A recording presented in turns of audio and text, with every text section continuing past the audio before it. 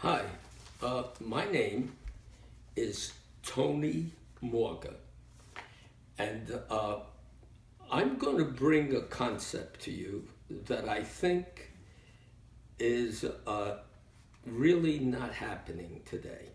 It's kind of under the radar, so let me just classify that by saying it's the subtext of the message.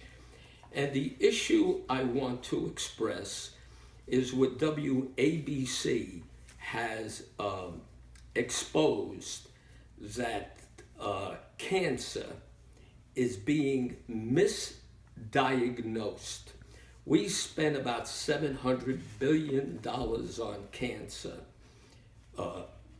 And this is from the National Coalition Healthcare.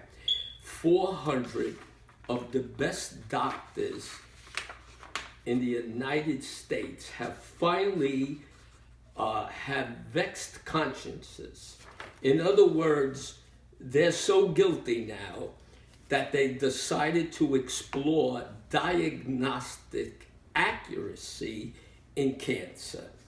So if you read the report, I'll just capsulize it for you. You could get the report yourself by just getting a nationwide survey of the 400 leading cancer specialists, and this comes right out of Johns Hopkins University, okay? And what does it mean exploring diagnostic accuracy in cancer? Well, here's where I come in. Machines are now telling doctors what to do. The pathologist no longer looks at the patient. The pathologist cannot read the machine's diagnosis because there are different kind of cancers and different kind of pathologists. So you got people reading machines according to the 400 top leading cancer specialists, saying that they got the wrong pathologist reading the wrong machine. Now let me give it to you in a very specific context. You cannot indict a machine for killing a human being. You can't even indict the pathologist because all he's doing legally is reading the machine. And 1 out of 7 patients with cancer are misdiagnosed. 1 out of 5 is misclassified. So you've got a $1 billion industry killing people without any legal procedure, because when you commit an act in criminal matters, you have to have a motive. You can't find a motive in a machine. So all these people dying from misdiagnosis are dying because we trust the medical industry, and now here's 400 of the leading cancer specialists saying this is a problem. Now, why did I bring this up? Because if you look at us as citizens, we no longer are affected in anything. The law should be equal protection. You should have a right to bring forth your complaint legally. You can't do that no more. No matter how you try to bring a legal issue to a court, it's going to wind up going through a process causing you a lot of money, and maybe out of 1,000 cases, if it went all the way up to the Supreme Court, maybe they'll only listen to 100 cases. And you're going to pay $300 and maybe never even be heard, and they don't even have to give you an explanation of why they didn't listen to you. It's like a criminal enterprise to take money from people, and you have no say-so of why they denied you.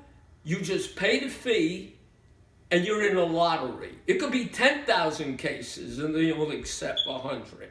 You times the $300 and you're going to come up with an awful lot of money where nobody does nothing.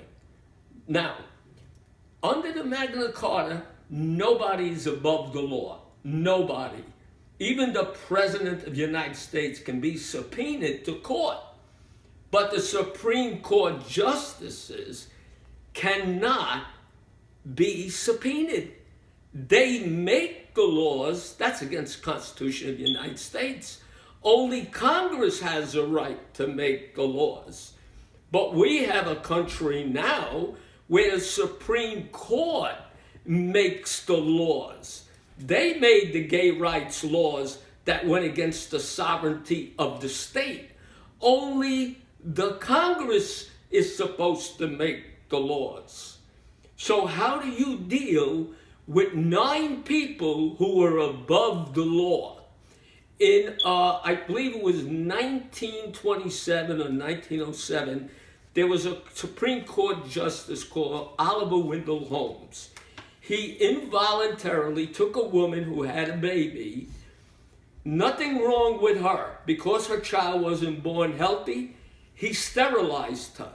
The court took a woman and sterilized her against her wishes. How could they do that?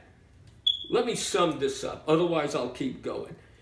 I've written a book called The Myth of Authenticity. This is only one segment of the book where we are losing our citizen rights. I wish to start a movement and teach people what the Magna Carta is, and no one should be above the law. And the Supreme Court justices should not be above the law. Everyone should be indictable for a criminal offense. And I'll end with this. No college in the United States teaches RICO law, racketeering, influencing crime organization. Almost every state has accepted civil RICO law. Those colleges should teach RICO law because only young people have the high ideals of honor and justice, and we should promote that. Please contact me. I will start this movement. We as citizens have a right to enforce the Constitution of the United States of America. Thank you, and please get in touch.